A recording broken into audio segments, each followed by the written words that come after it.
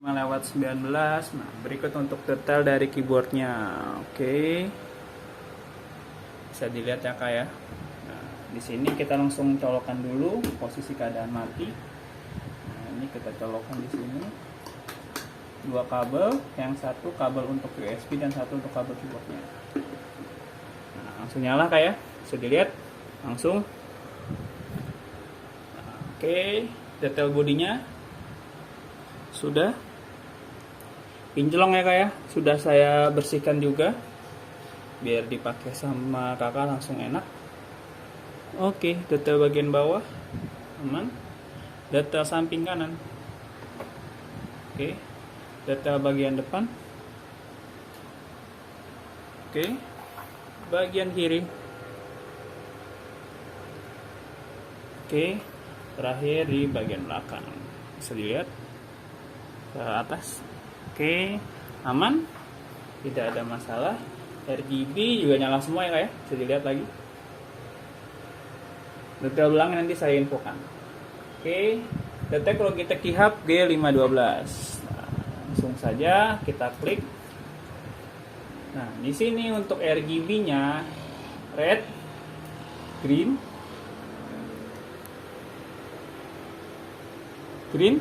aman, biru kelihatan ya kayak satu huruf K, huruf L, sama Windows. Lainnya bisa dilihat aman. Oke, tidak ada masalah. Untuk warna-warna nanti tinggal kakak coba sendiri aja seperti itu. Oke, selanjutnya kita pastikan. Nah, kita langsung aja kita tes di sini. Nah, kita coba 3 huruf. Nah, QWE aman, RTY, oke, RTY aman, PUIO aman, huruf B, oke, aman, ASD, aman, BH aman, X, BKL aman, ZXC aman, UGN aman,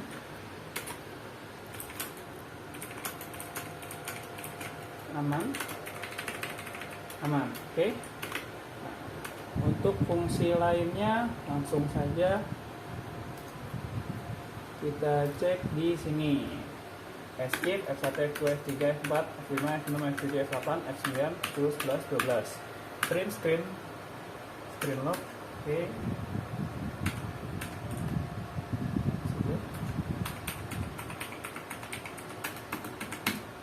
Oke, kemudian oke,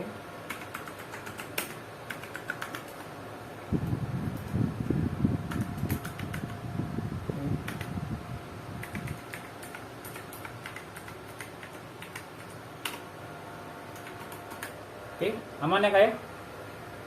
Semua bisa dilihat juga di sini aman. Untuk QWE, ASD, ZXC tadi sudah dites. Oke, untuk tombol dan fungsi berjalan dengan lancar. Oh iya, satu lagi, kita coba langsung USB. Sini kita coba. Nah, langsung keluar ya kak ya. Ini isi dari flash disk saya, bisa dilihat. Tidak ada folder flash disk di sini ya, kecuali Windows 10E ini. Nah, oke. Untuk tombol dan fungsi kita pastikan semua berjalan dengan lancar. Segera kita packing. Thank you kak.